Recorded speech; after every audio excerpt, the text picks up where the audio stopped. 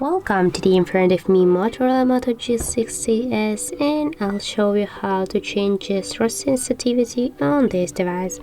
So first you should go to the settings and scroll down to the accessibility section. Now just go there and scroll a little bit more down to the system navigation section.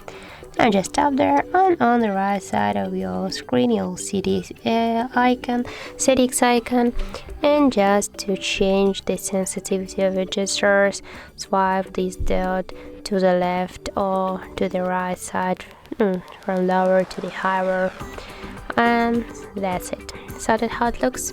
If you find this video helpful, remember to leave a like, comment and subscribe our channel.